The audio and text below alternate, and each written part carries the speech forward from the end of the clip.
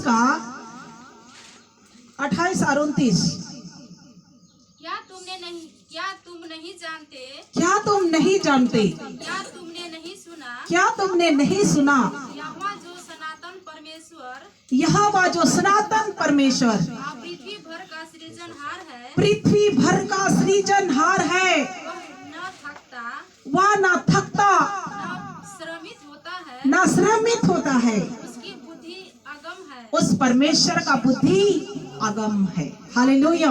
क्या तुम नहीं जानते, क्या तुमने नहीं सुना, यहोवा जो सनातन का परमेश्वर है वह ना थकता ना श्रमित होता, उसका बुद्धि अगम है। हाँ, 29 को पढ़ेंगे।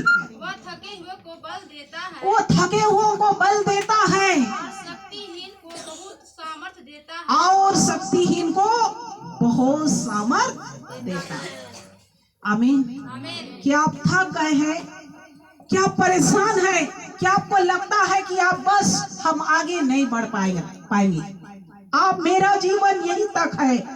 कई लोग निराश होकर जो कुछ भी करना होता है वो थका हुआ महसूस करते हैं, लेकिन बाइबल कहती है वो परमेश्वर का आराधना आप करते हैं जिस परमेश्वर ने कभी नहीं थकता है, ना कभी श्रमित होता है, उसका बुद्धि अगम है। वो थके हुओं को बल देता है और शक्तिहीन को बहुत सामर्थ देता है। Hallelujah, hallelujah. शक्तिहीन को, निर्बलों को, कमजोरों को वो सामर्थ देने वाला परमेश्वर है। थके हुओं को बल दे देता है, हारे हुओं को उठा करके खड़ा करता है। धर्मी जन चाहे 7 बार भी गिरे, यदि वे लोग सच्चे पश्चाताप करके प्रभु के लिए खड़ा होना चाहते हैं तो परमेश्वर उसको खड़ा करता है। आमीन, हालेलुया। लेकिन पश्चाताप का जरूरत है, बिना पश्चाताप किए परमेश्वर खड़ा नहीं करता है। हालेलुया। चाहे 7 बार भी गिर जाएंगे, लेकिन आप चाहते हैं कि हम परमेश्वर के लिए खड़ा हो तो परमेश्वर आपको खड़ा करेगा। हालेलुया। और इसलिए आपको थकना नहीं है, बल प्राप्त करना है, क्योंकि बल देने वाला कौन है? परमेश्वर। मैं तुम्हें, वो थके हुओं को बल देता है और शक्तिहीन को बहुत सामर्थ देता है। आगे पढ़ेंगे। तरुण तो थकते और श्रमित हो जाते हैं, तरुण तो थकते और श्रमित हो जाते हैं, और जवान ठोकर खाकर गिरते हैं, और जवान भी ठोकर खाकर गिरते हैं। परंतु जो यहोवा की बाट जोहते हैं, परंतु जो भाई बहन यहोवा परमेश्वर का बाट जोहते हैं वे नया बल प्राप्त करते जाएंगे। वे लोग हमेशा नया बल प्राप्त करते जाएंगे। वे उकाबों के समान उड़ेंगे, वे उकाबों के समान उड़ेंगे, वे दौड़ेंगे और श्रमित न होंगे, वे दौड़ेंगे और थकित ना होंगे, चलेंगे और थकित न होंगे, चलेंगे और थकित नहीं हो जाएंगे। Hallelujah, hallelujah. प्रभु का धन्यवाद करते हैं। तरुण तो थकते हैं और श्रमित हो जाते हैं, परंतु जो यहोवा का बात जोहते हैं वो कभी भी नहीं थकेंगे। हालेलुया। तरुण तो थकते हैं और श्रमित हो जाते हैं, और जवान भी ठोकर खाकर गिर जाते हैं। तरुण हवा भी बहते बहते थक जाता है, कहीं पर थम जाता है, रुक जाता है। लेकिन आप जिस परमेश्वर की आराधना करते हैं वो परमेश्वर आपके लिए, मेरे लिए ना कभी थकता ना कभी श्रमित होता। रात रात भर आपको रक्षा करने के लिए वो जागते रहता, पहरा देते रहता। सुन, यहोवा का रक्षक ना ऊँघेगा और ना सोएगा। भजन संहिता का पुस्तक में है 121 में। हालेलुया। और जिस परमेश्वर का आराधना करते हैं, जो दिन रात आपके लिए ना सोता है ना ऊँघता है। हालेलुया।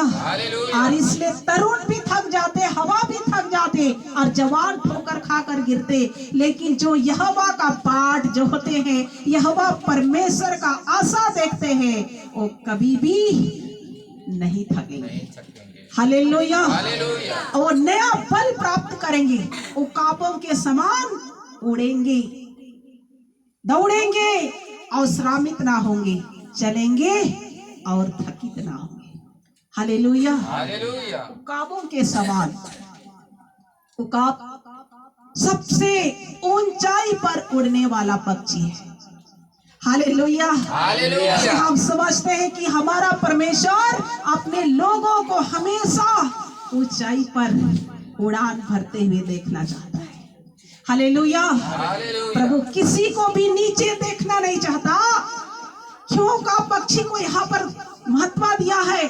क्योंकि हर प्रभु के लोगों को ऊंचाई को पार करने के लिए प्रभु चाहता है। हालेलुया। हालेलुया। ऊंचाई पर देखना चाहता है, और इसलिए प्रभु के लोग आज सब लोग ऊपर उठते हैं, कोई भी नीचे नहीं रहते। हालेलुया। और वे लोग जो यहोवा का बाट जो होता है, हमेशा आशा देखता है कि हम कब जाकर परमेश्वर से मिलेंगे, कब जाकर अपने परमेश्वर से प्रार्थना करेंगे। वे लोग क्या पाते हैं? नया बल। हालेलुया। आप 2 दिन प्रार्थना मत करो, कितना अंदर से आपको कमजोरी महसूस होगा। नया बल तभी मिलता है जब आप उसके चरणों में परमेश्वर के सामने आत्मा में भरकर प्रार्थना करके जब बाहर आते हैं, आपको ताकत महसूस होता है। हालेलुया। बलवंत महसूस आप करते हैं, आपके अंदर से सामर्थ्य और ऊर्जा से भरकर निकलते हैं।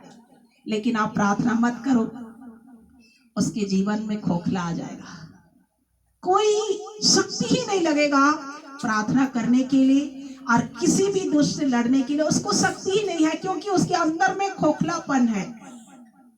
लेकिन जो यहोवा का बाट जो होकर रूम से बाहर आएगा, वो नया बल, नया अभिषेक, नया पावर से भरकर वो बाहर आएगा। हालेलुया। तब वो कहीं भी जाएगा, कोई भी शक्ति उसको हरा नहीं पाएगा। धन्यवाद, स्तुति हो प्रभु जी। हाँ, 31 वचन को एक बार पढ़ देंगे फिर से। परंतु जो यहोवा की बाट जोहते हैं, परंतु जो यहोवा के बाट जोहते हैं, वे नया बल प्राप्त करते जाएंगे। वे नया बल प्राप्त करते जाएंगे। वे उकाबों के समान उड़ेंगे। उकाब के समान ऊंचे पर परमेश्वर आपको देखना चाहता है। गरीबी नहीं, अमीरी में लेकर जाएगा परमेश्वर आपको। उकाबों के समान उड़ेंगे। वे दौड़ेंगे और श्रमित न होंगे। दौड़ेंगे और श्रमित ना होंगे। चलेंगे और थकित न होंगे। चलेंगे और थकित न होंगे। कभी भी नहीं थकेंगे परमेश्वर के साथ चलते चलते। लेकिन उसको किसका बाट जोहना पड़ेगा? परमेश्वर का बाट जोहना पड़ेगा। और जो बाट नहीं जोहता वो आधे रास्ते में थक जाता है और विश्वास से भटक जाता है, गिर जाता है। तो हमें नया बल प्राप्त करने के लिए प्रभु का उपस्थिति चाहिए। हालेलुया। और उस परमेश्वर का ऊर्जा और सामर्थ से भरकर आपको परमेश्वर के लिए आगे बढ़ना है। प्रभु आपको फिर से इस वचन के साथ, बहुतायत के साथ आशीष दे। आमीन।